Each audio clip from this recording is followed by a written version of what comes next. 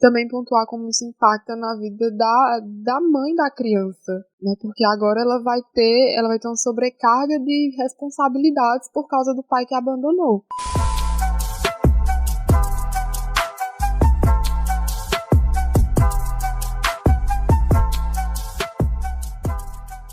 Oi, gente, tá começando mais um episódio do Desde Pantin. Meu nome é Flávia Santos. Eu sou Vitória Rezende e este é um podcast independente feito por sertanejas inventivas, curiosas e desenroladas, falando muito sobre tudo quanto é coisa. E nesse episódio nós vamos conversar sobre afeto, o sentimento que todos nós conhecemos a partir de diferentes experiências.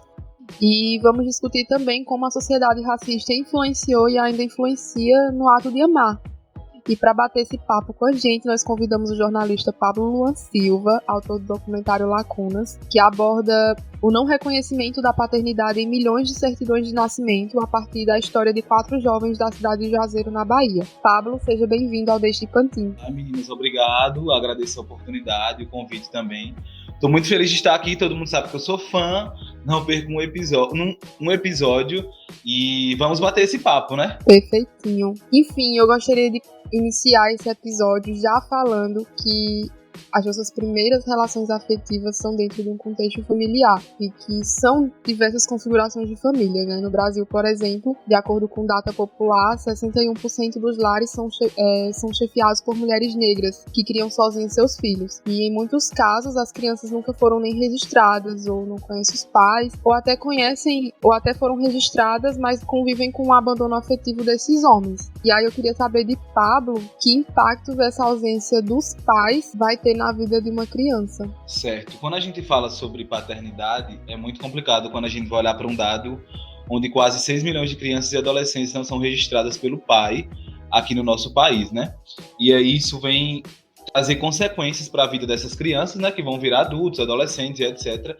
E aí, a partir das minhas pesquisas para produzir o documentário, para chegar, né, porque já era um tema que eu tinha bastante aproximação, porque eu sou uma pessoa que fui registrada tardiamente, né, eu fui perceber que essa ausência desse genitor na nossa criação, na criação dessa criança, tinha uma direta relação com a formação do nosso caráter e até mesmo com o nosso próprio desenvolvimento, né? A compreensão de ter uma família, uma configuração familiar onde tem apoio, onde seja uma configuração saudável é muito importante para o nosso crescimento, né? E essa falta de vínculo com o pai, ela é chamada em alguns estudos de elo rompido, né?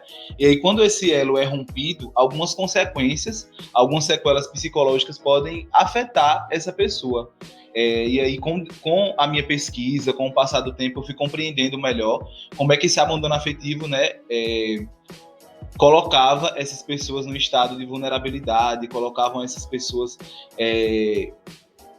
trazia um pouco também dessa falta do apoio moral e da afetividade paterna, e como esse abandono trazia a própria fragilidade nas relações, né? Porque ela interferia diretamente nas nossas emoções, elas interferem diretamente no nosso dia a dia e no nosso cotidiano. Por exemplo, falam muito que um filho criado somente pela mãe é filho de chocadeira. Esse é um termo que constrange bastante, né? E aí, a partir disso, a gente vai compreender que essa falta de afetividade e essa falta desse vínculo afeta tanto no psicológico como no emocional dessas pessoas. Eu fico até emocionada vendo o Pablo falar, porque eu tenho uma experiência parecida, né? Eu também fui registrada aos 12 anos de idade e... quando a gente para pensar, né, quando a gente é criança é muito difícil lidar com essas questões, porque você não entende o que é que está se passando, você não entende por que seu pai não está ali com você constantemente, você não entende por que você não passa o dia dos pais com ele, o dia das crianças, a data do seu aniversário com ele, e quando você cresce, você até tem um olhar... enfim, você consegue compreender todas as nuances que estão relacionadas a patriarcado, que estão relacionadas à masculinidade tóxica, que estão relacionadas a machismo. Só que aquele buraco afetivo, ou aquela lacuna, né, como o Pablo até nomeou o documentário dele, ela permanece, né? E isso influencia de fato nas relações que a gente vai ter. Porque se a gente parte do princípio que a família é o primeiro lugar onde a gente vai encontrar amor, onde a gente vai encontrar afeto, onde a gente vai encontrar carinho, mas existe uma falta ali, uma falta proposital, sabe? De alguém que não quis estar ali e cumprir com o papel dele, que o papel de pai, essa ausência ela fica sempre presente, né? É até curioso essa presença da ausência, mas essa ausência ela sempre tem ali, né? Um lugar à mesa e ela não nos abandona nunca, sabe? Às vezes ela parece meio adormecida, mas ela sempre tá ali.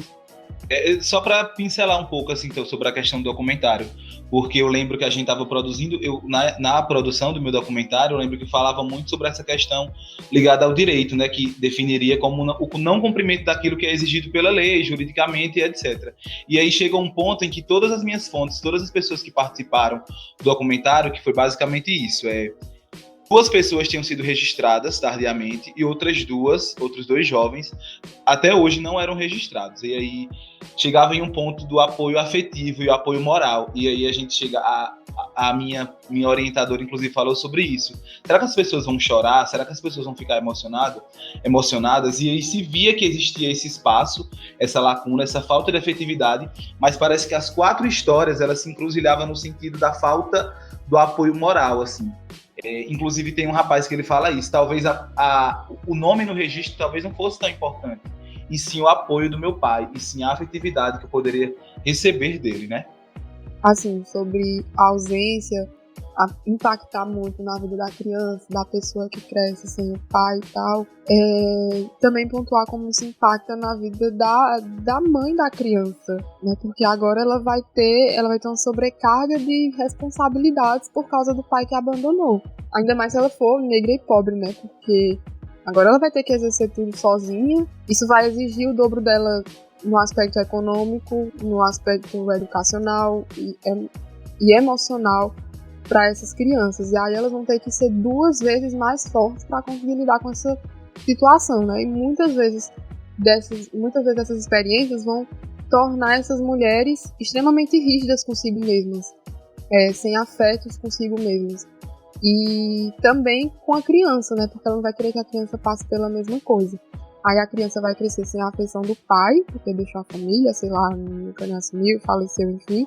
E vai crescer com uma configuração de afeto diferente daquilo que a maioria das pessoas conhece, né? Porque como que o afeto vai se configurar agora? Agora, se ele tem uma boa escola, se ele tem roupa, se ele tem 3 refeições por dia, isso vai ter que bastar. Não porque a mãe queira, mas porque ela vai estar tão sobrecarregada que ela não vai dar conta de suprir outras necessidades. E aí, quando a criança chegar a questionar se ele não vai ter um certo tipo de atenção, um certo tipo de carinho, ela vai dizer: você quer mais o quê se você já tem tudo, se você já tem coisas que eu nunca tive? E aí é nesse cenário que a gente vê uma ressignificação da palavra afeto. Então eu queria pontuar isso porque, no final das contas, todo mundo vai ser impactado de alguma forma. Com certeza, Flávio, eu tiro pela minha experiência, assim.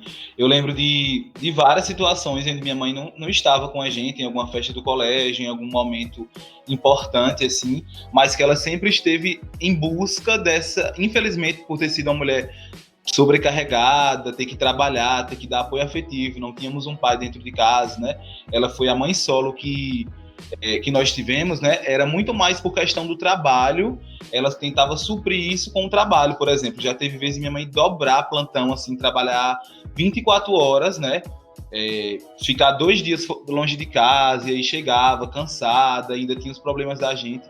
E aí eu fui compreendendo isso, assim, porque na minha visão, a minha mãe sempre foi esse exemplo de pessoa forte, quando na verdade essa mulher guerreira, essa mulher forte, que você até mesmo citou, que se sobrecarrega de diversas funções, é uma mulher que está a todo tempo sendo sobrecarregada. E aí eu me vinha muito à cabeça, tipo, eu não vou cobrar que minha mãe sente comigo e estude por 3 horas comigo, me ajude em tal trabalho. Aí pesava tanto em mim quanto nela, assim, parecia que essa força dela passava para mim a ponto de eu chegar e dizer: não, é melhor que ela descanse do que eu simplesmente acordei ali ela e venha falar de um problema que eu tô passando com alguns amigos na escola. E aí é transferido pra gente essa responsabilidade, nós, pessoas pretas, de sermos muito maduros antes da hora, de sermos responsáveis por muitas coisas que em outras relações familiares, onde tem o pai, a mãe, duas mães, dois pais, onde tem uma configuração familiar mais, como é que eu posso dizer, um pouco mais sólida, né?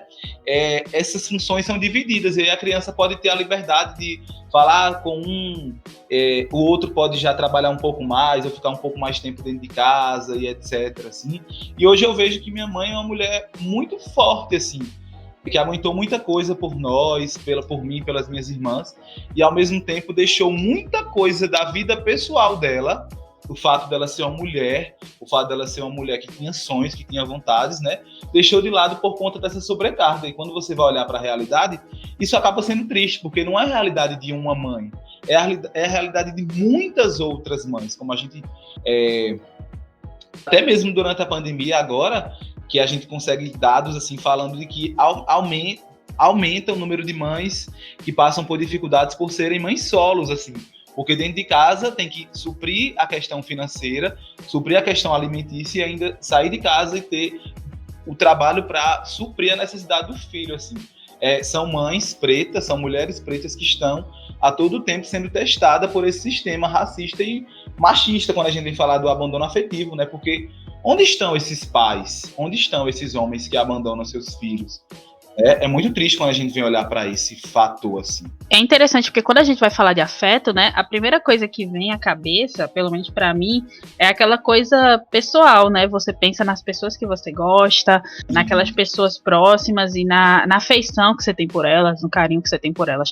Mas quando a gente para analisar mais a coisa como ela é, você percebe que não é o afeto pelo afeto. Essa questão do afeto, essa questão de gostar, de se dedicar a alguém, é atravessada por questões de gênero e principalmente por questões de raça, exatamente, né? Então, isso, a gente percebe que o buraco é muito mais embaixo. E enquanto vocês falavam, eu recordei de um texto que eu li, da Bell Hooks, chamado Vivendo de Amor. É um ensaio onde ela discute os impactos da escravidão no ato de amar, né? E aí, nesse ensaio, ela traz um exemplo de um livro chamado Hábito da Sobrevivência, Estratégias de Vida das Mulheres Negras, da Cash Scott, em que a Cash ela relata uma experiência muito importante que ela viveu durante a infância.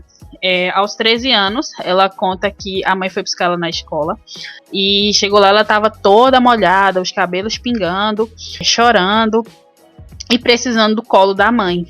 E aí quando a mãe a vê, diz assim, o que aconteceu, né? E aí ela conta que oito meninas brancas, a Cash era uma menina negra, enfiaram a cabeça dela na privada e disseram que elas não podiam ser amigas. Então a mãe, naquele momento, a reação da mãe é tipo, meu Deus, que inferno, pegue seu casaco e vamos embora. Não a consolou como ela esperava ser consolada. E aí a Bell Hooks reflete sobre isso, né? Porque a Cash diz que naquele dia a mãe dela ensinou para ela o que era discriminação racial e sexual.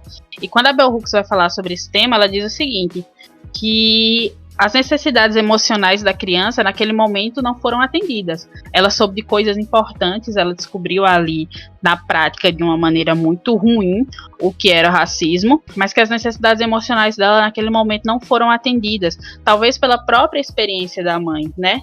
Talvez por tantas experiências ruins que a mãe já passou, que a endureceu diante da vida. Então, a mãe naquele momento talvez achasse que era melhor blindar a filha de outras formas, ensinando, isso é racismo, isso aqui é discriminação, isso aqui aconteceu por isso e por isso, ao invés de naquele primeiro momento ter aquele estalo de consolar. E aí eu acho que é bem isso que Flávia fala, assim, às vezes, que mulheres sobrecarregadas, que não tem com quem dividir aquelas atividades, né, o cuidado dos filhos, e para ter um tempo para si mesma, enfim, para conseguir fazer as coisas dela, descansar, e a preocupação de cuidar de uma criança, né, a preocupação de manter o filho na escola, de colocar comida na mesa, faz com que essas mulheres endureçam e achem às vezes que afeto é somente suprir essas necessidades materiais. E aqui é importante pontuar que isso não é uma crítica, sim, né? Sim. Mas é uma maneira da gente perceber como o patriarcado ele vai endurecendo essas relações e como ele é cruel com mulheres, sobretudo com mulheres negras. Com certeza. Inclusive, amiga, nesse texto da Bell Hooks, ela fala muito sobre essa questão de reprimir os sentimentos, né? Porque ela falava que a escravidão ela cria no povo preto, né, esse distanciamento do amor. Por exemplo, você estava aqui hoje, mas amanhã você não sabia a situação de seu filho, de sua mãe, e havia esse distanciamento onde era possível, no caso, reprimir suas emoções, porque era uma forma de sobreviver. Porque se você está vivendo na época, né, se você vivia suas relações da forma mais livre que poderia, o povo preto não podia viver isso de forma alguma, porque hoje você estava amando a sua família, hoje você tinha uma estabilidade, que na época era com questão da própria escravatura, né? Você estava junto, amanhã você era vendido e estava em outro ambiente, entendeu? E ela fala sobre essa questão de reprimir os sentimentos como forma mesmo de sobrevivência. Aparentemente, juntando com essa atitude da mãe, né? De ter dito que inferno, como se tipo assim, poxa, infelizmente vai sempre acontecer com você. E aí quando você para pensar, uma criança ter que compreender isso é muito triste, porque aparentemente a gente vai ter que dizer nós vamos ter que dizer para os nossos filhos pretos que o tempo todo eles vão estar abaixo de algo, que o tempo todo eles vão estar sujeitos a algo, que o tempo todo ele pode sair de casa e ser alvo da polícia. Isso é muito triste, Quando a gente ouve, quando a gente vê em documentário, quando a gente vê em filme, tem uma cena de Grey's Anatomy mesmo, que uma mãe preta, ela vai falar para uma criança, olha meu filho, quando você estiver com seus me arrepiei já. A Bailey fala pro filho dela, né, não corra, não ande com objetos que pareçam armas, talvez não com essas palavras, mas a gente tem que trazer. Eu tenho que me lembrar o tempo inteiro de que se eu estiver andando sozinho no meio da rua, talvez meia-noite, eu posso ser confundido, entendeu? Eu posso ser um alvo e etc. E assim como outros jovens, talvez ainda mais retintos que eu, ou que moram em lugares mais distantes do centro, estejam ainda mais vulneráveis, estejam ainda mais sujeitos a isso.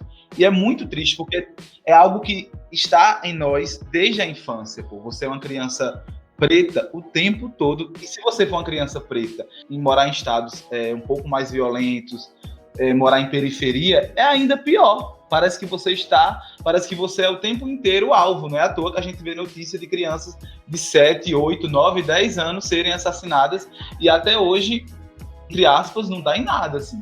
E aí bala perdida, é isso. Não, por que a bala sempre vem pro povo preto? A bala perdida sempre encontra um corpo negro, na verdade, porque parece que a polícia brasileira, ela sempre se confunde, Sim. né? Ela sempre vai confundir o guarda-chuva com o fuzil, com metralhadora. Eu não sei o que é, porque eu não gosto de armas. Pinho-sol na mochila é motivo para um jovem ser preso injustamente. E quando a gente vai falar de infâncias, né, de crianças negras, uma coisa que me incomoda muito é o fato de como essas crianças, elas não têm direito a serem crianças, de fato, sabe? Porque a criança negra, parece que você nasce no Brasil, você só dá um destino para ela. Se fala em crianças negras, você pensa em genocídio, você pensa em tráfico, sabe? Você pensa em crime. E parece que não existe outra perspectiva, sabe? Quando a criança branca pode ser criança, a criança branca é uma criança para brincar, a criança branca é uma criança que vai estudar, é uma criança que vai ser doutor, enfim, existe um mundo que se abre ali à frente dela. Mas e as crianças negras, sabe? É muito complicado, é muito difícil você pensar isso assim no Brasil. O caso, por exemplo, do menino Miguel, que eu fico até emocionada falando isso, porque ele foi solto para morrer dentro do elevador.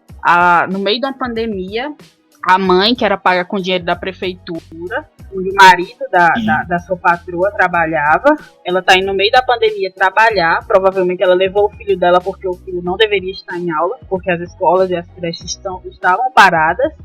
Ela leva o filho para trabalhar, e aí ela precisa descer para suprir a necessidade do cachorro da patroa, né? O cachorro da Sari, que é passear.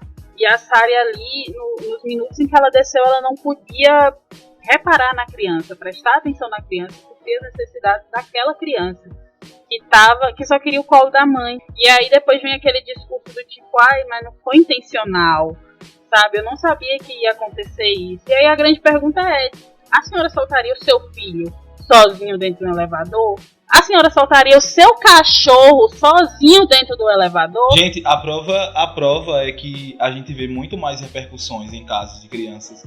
Não estou colocando numa balança, mas a realidade, né? Quando uma criança ela é assassinada, demora muito tempo para que o Brasil possa se ligar, porque é uma coisa recorrente. Infelizmente, eu não sei lidar com o fato de Por exemplo, eu não consigo assistir um vídeo de violência policial contra homens pretos. Eu não consigo assistir...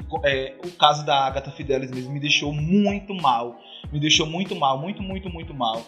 São casos que me deixam triste, assim. Eu perco o dia. Quando eu leio, é a mesma coisa, aquele lance, tipo assim, a informação me deixa triste. Porque quando eu fico sabendo, parece que o nosso corpo é só mais um corpo. E pronto, parece que, tipo assim, ele é uma criança preta, então ele vai saber se virar no elevador. Ele que encontra a mãe dele, tá entendendo? E aparentemente, assim, uma criança preta de farda numa comunidade, numa periferia, é uma criança que é alvo também. Ela pode estar voltando da escola, ela pode estar indo para casa da mãe, ela pode estar brincando na porta de casa. Ela não deixa de ser alvo. E o tempo todo a gente sabe, como a gente tá falando, né? Aparentemente essa mãe quis passar essa dureza para essa criança. E quantas outras mães não oram, não ficam em casa pedindo a Deus, pedindo para o universo para que o filho volte em paz para casa. Talvez nem tanto na minha realidade, sou um cara preto, moro no centro e etc. Mas a gente vê casos de abordagem policial agressiva aqui, há um bairro que é 10 minutos de minha casa. Há homens negros como eu, que têm a mesma idade que eu, mas que são mais retintos e tal. Eu ainda consigo me enxergar em um lugar de privilégio por morar no centro, por não ser tão retinto, mas a gente sabe de que uma criança da minha cor, mais escura que eu, ou então uma criança que seja simplesmente o alvo, vai morrer em questão de segundos ali. Aí você para pensar. E a vida dessa criança, e a mãe dessa criança, e a família dessa criança, os sonhos dessa criança, porque é muito louco, porque o tempo todo a sociedade quer que você seja o diferente da comunidade, que é a meritocracia, porque lá tem um ou outro que faz medicina, mas o tempo todo você olha pro seu vizinho foi assassinado. Imagine como não fica a cabeça dessas crianças. A gente ouviu o relato da própria Jojo, tá participando do reality, e ela disse que ela viu o pai dela ser assassinado na comunidade onde ela morava, com 10 anos de idade. Isso é muito triste, isso é muito triste. E aí a gente entra no assunto da infância, né? Porque quando a gente vem falar de infância, de crianças pretas, de masculinidade, a gente vem falar sempre de um local. Por exemplo, a criança preta tem que jogar futebol. A criança preta ela tem que ser um menino muito forte, muito não chora, um menino que vai ter tem força, por exemplo. A Jojo, a gente vê que ela é uma mulher preta da minha idade, ela tem 24 anos, basicamente da nossa idade, mas ela é uma mulher muito forte. Porque ela tem percepções muito maduras, até por tudo que ela passou. E aparentemente, a criança preta, ela sai da infância muito rápido. Porque como é que uma criança de 10 anos viu seu pai morrer e hoje consegue falar sobre isso, talvez com naturalidade? Tá claro que com a mágoa, né? Mas eu vejo que pra gente, a vida é muito mais dura. A gente tem que ser resistente. Não é de agora não, a gente tem que ser resistente desde quando a gente nasce, né? E aí você vai olhar pra uma criança que é preta, pobre, abandonada pelo pai, vive com abandono afetivo e ainda está nessa vulnerabilidade de ser uma criança alvo da polícia. É muito louco, velho. Muito louco e muito triste, né? Foi bom você pontuar essa coisa da masculinidade, porque homens negros ainda são homens, né? E ainda são construídos e têm aspectos tóxicos que também existem em homens brancos. Então, talvez essa fortaleza que você fala que homens negros precisam ser seja uma barreira para que vocês não tenham afeto consigo mesmo, não se cuidem. É muito comum ver homens que não gostam de ir ao médico, por exemplo, ou que quando vão são impulsionados por mulheres, ou então acha que é frescura ir pro psicólogo, ou não consegue no mínimo se abrir e conversar com outros homens, sabe? Por medo de demonstrar fraqueza, não se permitir ser fraco, não sei. Por isso que quando a gente faz esse recorte, até no quesito afeto, a gente vê que pessoas negras estão bem mais sequeladas. Não sei se faz sentido o que eu disse pra vocês. Não, amiga, tá certíssimo. Inclusive eu vou acrescentar, porque parece que assim, o homem negro ele não pode sentir. O homem negro ele só é um homem forte, viril, um homem que tem uma aptidão sexual muito grande. Aparentemente esse é o estereótipo formado sobre as nossas vidas, sobre quem nós somos, assim. E aí, quando a gente vem falar sobre a própria... Pronto, vamos falar nessa questão do abandono afetivo, né? Você não tem um pai dentro de casa para trazer esse apoio, para conversar, para desabafar, e aí você acaba ficando muito rígido mesmo para suas relações. E quando você se enxerga, talvez eu mesmo olho muito para mim, eu via que eu era um adolescente que eu falava assim, isso aqui eu resolvo depois. Isso aqui é fraqueza, eu tenho que sentar e estudar. sabe, você fica muito mais... Essa força é uma força cruel, porque ela nos coloca nesse lugar de não ter sentimento, assim. Inclusive, na terapia, minha psicóloga, ela é preta, ela falou muito pra mim, ela falou, Pablo, será que essa cobrança não é pelo fato de você ser um homem negro, que o tempo todo tem que provar algo para alguém? E claro que é. Aparentemente, a gente tem que deixar muito cedo de ser criança, porque a gente precisa trabalhar. A gente já é um homem preto que está vulnerável a diversas violências aí fora, né? A gente tem que ser digno, a gente tem que ser isso. Parece que sempre nos colocando em um lugar de destaque para que a gente possa ser reconhecido, pô. E tipo, quando acontece algo com um homem preto, parece que nunca ninguém chega e diz, como é que você tá se sentindo? É muito difícil você ter amigos homens pretos que possam se abrir com você. Hoje não, que com minhas experiências, né, com o passar dos anos, assim, eu fui compreendendo, fui buscando ajuda, a própria ajuda psicológica me fez compreender isso. Compreender os homens pretos da minha família, compreender meu pai, conversar melhor com meu pai, ter uma afetividade até maior depois de toda essa questão do registro e etc. Mas quando você vai olhar no todo, assim, esses meninos pretos estão sempre calados, estão sempre colocados em um lugar de rigidez, que infelizmente parece ser o oposto do homem que tem sentimentos, assim, do homem que pode chorar, do homem que pode admitir que não está bem, do homem que pode admitir que é fraco também e que está aí vulnerável a todos os sentimentos, aos ciúmes, ao amor, ao próprio abandono, assim, quando o relacionamento não dá certo e tal. E aí vem muito isso, assim, que amor é dado a nós. Voltando, trazendo um pouco também, que amor é dado ao homem preto, que amor é dado à mulher preta, né? Eu lembrei, inclusive, com a fala de Pablo, de um livro da Conceição Evaristo, chamado Ponciá Vicêncio.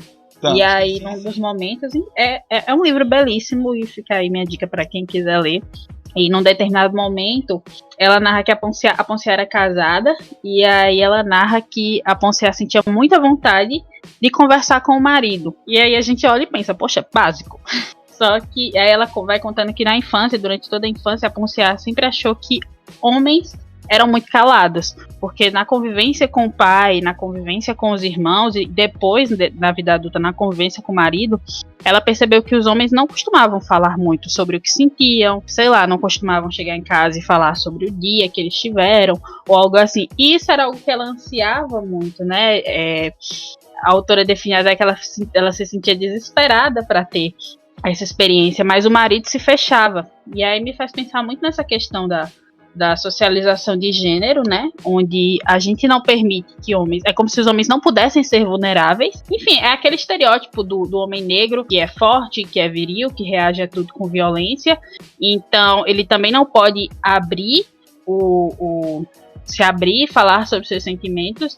E aí a gente vai criando gerações e gerações de homens que não têm repertório sentimental, né? E a necessidade que é a gente falar e a gente se abrir e a gente desaguar, não é verdade? Colocar pra fora aquilo que a gente tá sentindo é extremamente importante. Amiga, que bom que chegamos nesse ponto. Eu queria muito falar sobre isso, porque assim, ao mesmo tempo que o homem está nessa posição de não expor os seus sentimentos, de não se abrir, não conversar sobre coisas mais profundas, a mulher é quem vai tomar posse dessa responsabilidade do cuidado com o homem, seja a esposa, seja a mãe, a amiga, a namorada, a irmã. Enfim, essas mulheres elas vão ter um papel de levar o homem ao médico, por exemplo, como eu já falei anteriormente. Até quando é criança, né? É mais fácil você ver a mãe levar o filho para o médico do que o próprio pai. E isso vai se estender até a sua vida adulta. E não tô levando isso para um lugar de crítica, como o Vicky já disse. É importante que essas mulheres demonstrem sim afeto pelas pessoas que elas amam, que elas admiram, que elas convivem, enfim. Mas se você for parar para observar, é mais uma responsabilidade que ela toma posse, que não é obrigação dela, né? Até porque homens podem cuidar de si sozinhos, mas a construção dessa masculinidade tóxica vai afetar não só os homens com seu processo de afetividade consigo mesmo, como vai gerar mais atividades para as mulheres em volta desses homens. E o que é engraçado é que geralmente esses mesmos homens têm amigos de muitos anos, sei lá, desde a infância, brother, parceiro, mas que não tem abertura para falar sobre sentimento. Então alguém ensinou que esses homens não podiam recorrer a outros homens, sabe? E aí sobra pra quem? Eu acho que a grande questão é de como quebrar a dureza mesmo, né? Como que homens podem se permitir, né, se abrir diante dos seus sentimentos. Eu acho que é super importante isso, assim. Quando o Flávio fala dessa questão das mulheres, mulher tá sempre no lugar de cuidadora, isso acontece muito, assim. Então, as mulheres têm muita coisa para dar conta, sabe? As mulheres têm seus próprios trabalhos para dar conta, às vezes têm filhos, se tem alguém doente na família, quem cuida geralmente é a mulher. Então, assim, é uma sobrecarga mental e emocional grande demais. Ao mesmo tempo que homens continuam se fechando. Vocês falando agora, eu lembrei que, tipo, de homens próximos a mim, assim, tipo, amigos e tudo. É muito raro ver um homem chorando. Dos próximos a mim, sabe? E eu parei agora pra pensar, eu acho que eu já vi várias amigas minhas, assim, se acabando. Eu sou uma amiga que se acaba de chorar, eu choro muito fácil. Mas homens é muito difícil. E como é que a gente quebra essa casca, sabe? Como é que a gente acessa esses lugares, assim? Eu acho que é um desafio, assim, né? De como homens adultos podem se permitir, mas e também como é que a gente pode educar crianças para que elas se permitam, sabe? E além dessa masculinidade tóxica, né? Que aprisiona, que faz mal não somente para mulheres, mas também para homens e para meninos. Enfim, são muitas questões. Com certeza, e aí vem muito essa questão das próprias expectativas, como a gente já tinha comentado algum dia, né? Dessa expectativa de ser homem, porque o homem não pode trabalhar com arte, o homem não pode fazer teatro, o homem não pode ser isso, não pode ser aquilo. E eu acho que isso endurece ainda mais, porque parece que a gente se distancia de quem nós somos, nós nos distanciamos de quem somos, e quem somos talvez a gente não tem coragem de falar. Eu lembro que eu tinha muita dificuldade de falar sobre minhas relações familiares para meus amigos. Eu tinha muita vergonha de dizer que eu tinha brigado com minha mãe, tinha muita vergonha de dizer que estava mal, que estava isso, que estava aquilo. E aí foi com o passar dos anos que eu consegui meio que tirar essa sobrecarga e poder e ter a oportunidade, como você falou, de me abrir, assim, de conseguir ter sentimentos também. Essa resistência, ela precisa de um descanso. Um dia eu vou precisar ser cuidado, né? O tempo todo que eu vou estar peitando essa pessoa que eu sou, que eu peito tudo, que eu consigo isso, que eu consigo me virar sozinho. Inclusive na terapia eu ouvia muito isso, minha psicóloga falava muito. Talvez você tenha esse lugar sempre de cuidar do outro, de cuidar das suas coisas, mas qual o problema de pedir colo uma vez ou outra? Qual o problema de ser o homem que vai falar de um relacionamento amoroso, que vai falar de uma relação que aconteceu, de um rompimento, de uma briga com seus pais, para outros amigos, inclusive amigos homens, assim? Por que eu não posso chegar em um amigo homem meu e dizer, por exemplo, que eu estou gostando de alguém e não é recíproco? Não posso chegar em um amigo meu homem e dizer que eu não estou bem com minha mãe, não estou bem com meu pai e tal. Para a gente compreender que esse lugar do medo de falar, esse lugar de se proteger, não é para ser um lugar masculinizado, não é para ser um lugar de ninguém. Que todo mundo pode simplesmente ter uma conversa tranquila com outro homem, né? E quando a gente fala de outro homem, tipo assim, amigos próximos que talvez nem saibam de suas relações afetivas, que talvez nem saibam quem você é de verdade. Eu conheço caras que já chegaram em mim e disseram, tipo, eu tenho vários amigos. Eu conheci essas pessoas. Eu conheci uma pessoa que tinha muitos amigos homens e amigas mulheres. E essa pessoa virou pra mim e falou, olha, nenhum amigo meu sabe da minha sexualidade. E isso é muito louco, assim, porque parece que você está rodeado de pessoas, que você é um homem que tem brother pra tudo, aquela coisa do homem que tem amigo pra o baba, amigo pra beber, amigo pra sair pra uma festa, mas não tem um amigo pra sentar e conversar, porque é o lugar da vergonha. Talvez eu converse isso com uma amiga minha, talvez com minha namorada, mas nunca com um homem que é meu parceiro pra outras coisas. Porque parece que se eu demonstrar que eu sou fraco, vão zoar de mim, vão falar que eu sou um cara frágil, e etc, etc, né? Eu lembrei, inclusive, de uma expressão... Eu nunca tinha ouvido falar sobre. Eu vi também o Caio César falando, que é a caixa dos homens. E aí, nessa caixa dos homens, você coloca tudo que significa ser homem, né? É aquele homem que busca sexo a todo momento, o homem que nunca dá sinal de fraqueza, o homem que é heterossexual, que é forte, que é sexualmente experiente, enfim, provedor, que não comete erros, que não desiste, como o próprio Pablo falou. E aí tudo que sai, tudo que não cabe na caixa do homem é coisa de gay ou é coisa de mulher. Então, eu acho que O exercício para se fazer e o exercício para a gente educar nossas crianças e tudo mais é tentar fazer com que as pessoas rompam a caixa dos homens. A caixa dos homens não é um lugar legal para se estar. Vamos falar também dessa questão da afetividade no campo do relacionamento amoroso. O que é que vocês acham? Eu acho que a gente pode, quando a gente vem falar sobre o relacionamento amoroso, né? Eu, inclusive, foi uma fala que você falou com relação às mulheres, assim. Me veio muito isso à cabeça, assim.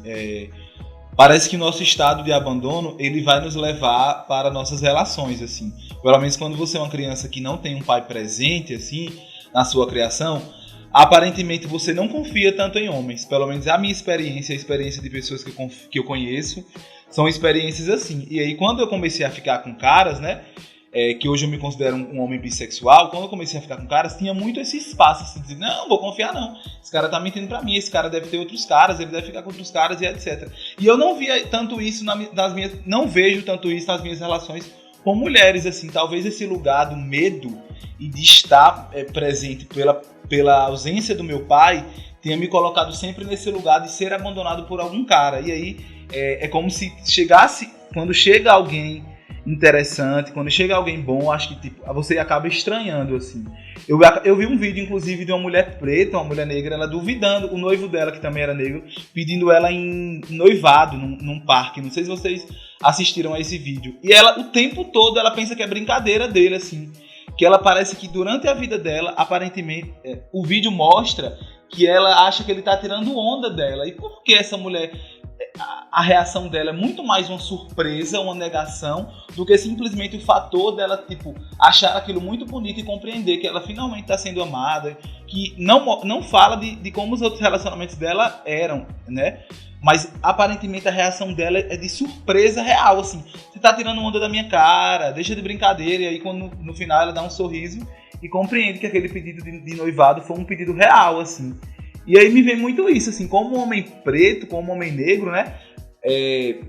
Talvez não bem as minhas experiências, mas as experiências de outros homens pretos, assim, que eu ouço, que eu assisto em vídeos, que eu converso, é uma experiência do medo de estar numa relação onde você o tempo inteiro vai precisar provar algo para que alguém não te deixe, assim. Eu acho que eu acabei levando, Pablo, né, acabei levando essa minha dureza, talvez por questão paternal, para a vida, para os meus relacionamentos, que eu sou muito assim, de botar o pé na parede e dizer, tipo, não, isso aqui não vai acontecer comigo.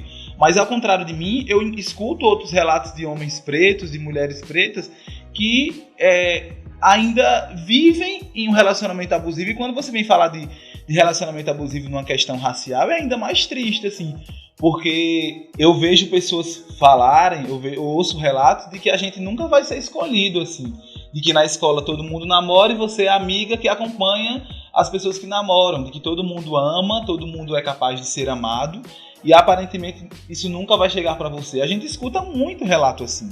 De pessoas pretas e gordas, de homens pretos e etc. Assim, é muito triste, né? Essa questão do medo, do abandono que você fala, ela vem justamente do período escravocrata que falamos lá no início, né? As pessoas que vieram antes de nós, elas foram vendidas, traficadas, foram separadas dos seus entes queridos.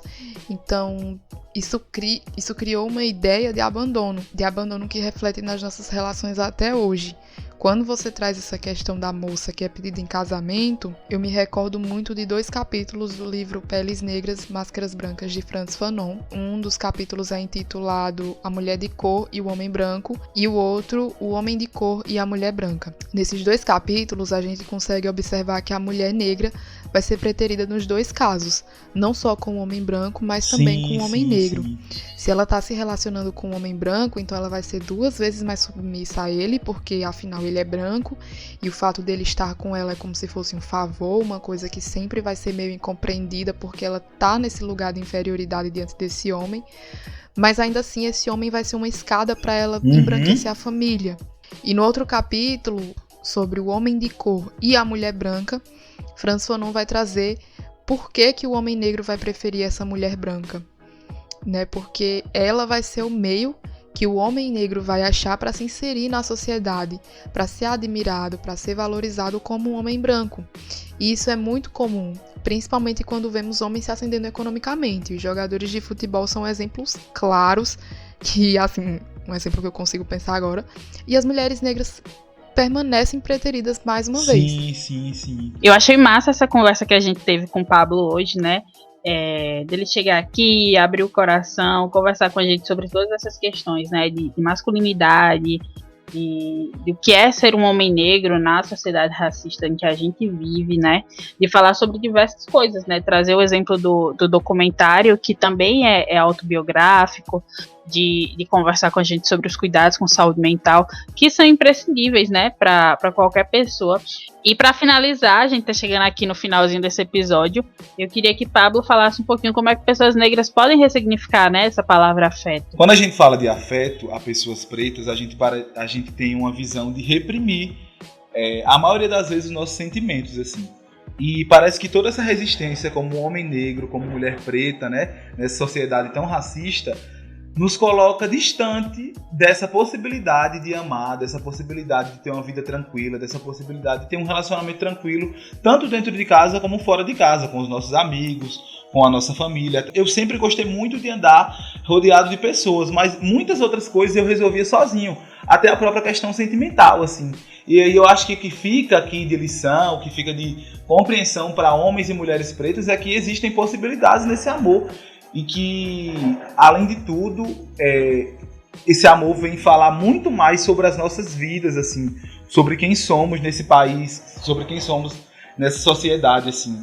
Talvez esse amor que a gente tanto tem para dar, esse amor que a gente tanto tem para receber, talvez seja complicado porque até a própria mídia nos ensina a não nos amar, assim. O que a gente tem de referência é uma referência muito distante da nossa pele, muito distante do nosso cabelo e etc, assim. Mas que a gente possa compreender essa afetividade de uma maneira diferente, que a gente possa apoiar outras pessoas, compreender que o amor ele pode ser dado a outras pessoas, assim, e se cuidar mesmo, assim, procurar ajuda quando for possível. Eu lembro que quando as minhas primeiras experiências na terapia, eu me colocava muito nesse lugar, assim, de tipo, não, eu sou um cara forte, não é possível que isso esteja acontecendo comigo, quando a gente, na verdade, está distante de compreender que pessoas pretas também passam por problemas psicológicos. A saúde mental da pessoa preta é afetada o tempo inteiro. Então, garotos e garotas pretas que estão nos ouvindo, que estarão nos ouvindo, adultos também que estarão nos ouvindo, esse amor pode nos curar. E que a gente encontre amor na nossa trajetória, que infelizmente a gente, mesmo com toda essa resistência que a gente tem que ter, que a gente possa desmitificar essa palavra afeto e procurar e encontrá-la de verdade, né, nas nossas relações. Que bonito, Pablo. Poeta, né? Brincadeira. Vamos pro balaio? Partiu balaio. Minha gente, a gente chegou no balaio, né? E se essa é a sua primeira vez aqui no Deixa de Plantinho, balaio é um quadro onde a gente deixa indicações bem bacanas para você curtir aí no seu final de semana e se inteirar um pouco mais sobre os assuntos que a gente conversou no episódio. Eu vou pedir para Pablo, né, nosso convidado de hoje, fazer as honras e deixar a indicação dele aí pra gente. A minha indicação para o balaio, vou fazer duas indicações, na verdade. A primeira é da série Euforia, que eu assisti esse ano, né, que a Zendaya ganhou o Emmy, que tem uma atriz incrível chamada Nika Williams, que faz a mãe da personagem principal, que é envolvida em drogas. E é uma temática muito boa, assim, uma série adulta, mas que envolve muitos dramas da juventude. E o segundo, a indicação de um produtor de conteúdo para as redes sociais, Ismael Carvalho. Adoro, ele fala como um homem preto, fala sobre vivências de pessoas pretas e de cultura também, num formato bem interessante também para o Instagram. Sigam ele, @Ismael Carvalho. É isso. E aproveite e jogue aí sua arroba na roda pro pessoal lhe seguir. Pablo é produtor de conteúdo. Gente, sou produtor de conteúdo lá no Instagram, utilizo as microplataformas do Instagram para falar um pouco das minhas experiências, falar também sobre o documentário Lacunas, né, como a gente já falou, que fala do abandono afetivo. @Pablo Luan V. É isso. Me sigam, eu troco likes e etc.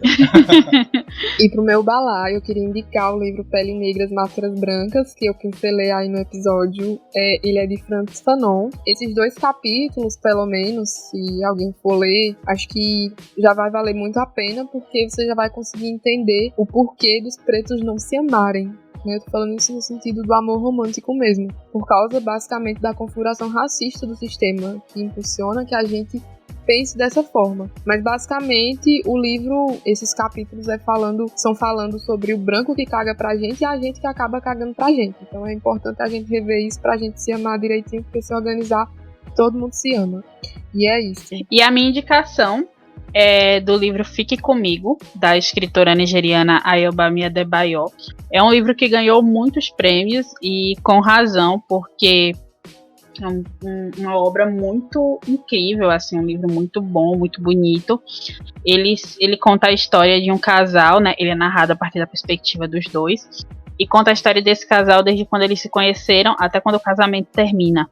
E tudo isso ambientado na Nigéria dos anos 80, durante um golpe militar. E traz questões para a gente pensar afeto, para pensar maternidade, para pensar o próprio luto. E eu acho que é uma indicação bem bacana. Então, procurem esse livro. Façam esse favor para vocês mesmos. É incrível. E é isso. Gostaria demais de agradecer a presença de Pablo aqui no Deixe Pantin. Foi maravilhoso conversar com você. E eu espero que você volte sempre. A casa é sua. Amei o convite. Sou muito feliz nessa produção de vocês. Apoio muito. Gosto, quero que vá muito pra frente. E sempre que me chamarem, estarei aqui, né? Me chamem mais vezes. Adorei participar. E quero stream nas lendas, né? É isso, gente. Antes de fechar, eu queria mandar beijo. De novo. Tudo! A gente tá se sentindo Vamos muito de beijos. famosa. Muito famosa. Muito famosa. Puero. Eu quero mandar beijo pra Jéssica, primeiramente, que é essa sônica maravilhosa, um ícone artístico. Eu ainda quero um episódio com Jéssica, falando sobre a relação dela com a arte, que é uma coisa que eu sei que todo mundo vai amar. Queria mandar um beijo também pra Lucas Ferreira, que ele é ótimo, sempre escuta a gente. E ele tem um bloquinho de notas no celular e ele anota coisas pra depois vir comentar. Lucas, um beijo, muito obrigada por acompanhar a gente. E por fim, pra Anderson Mendes, que viajou pro Canadá um ano antes de mim. Foi ele quem me orientou os babados lá e tal, na cidade que eu fui, mas ele também acompanha muito a gente, ele é ótimo, sempre compartilha, sempre comenta comigo as coisas que gosta. E é isso, meu beijo também vai pra ele. Pablo, você quer mandar beijos? Quero, vou mandar beijo pra minha amiga Salen Ramos, que ela vai ouvir ao podcast, sempre mando os links dela. E pra Pedro Miranda também, né, nosso amigo. Perfeito. E pra finalizar, eu também quero mandar um beijo pro Rodrigo Alves, do Vida de Jornalista. A gente finge costume, mas a verdade é que a gente fica igual pinto no lixo quando ele diz que escuta o podcast da gente. Então, um beijo, Rodrigo. Muito obrigada pela generosidade e pelo apoio. E, pessoal, quem ainda não segue a gente nas redes sociais, nós somos @deixedepantincast no Instagram e @deixedepantin_ no Twitter. Então sigam a gente para ficar por dentro de todas as novidades e trocarem ideia. E é isso, muito obrigada pela companhia e até a próxima. Tchau, tchau. Gente, no último episódio, no episódio 7, eu indiquei o livro e a série The Handmaid's Tale pra vocês, né? O Conto da Aia em português. E eu disse que a história se tratava de uma utopia, que é o lugar ou estado ideal de completa harmonia e felicidade entre os indivíduos. Mas, na verdade, essa história, ela se trata de uma distopia, que é o contrário de utopia, e significa lugar ou estado imaginário que se vive em condições de extrema opressão. Então, fica aí a correção desta pantinha desatenta. Um beijo e até a próxima.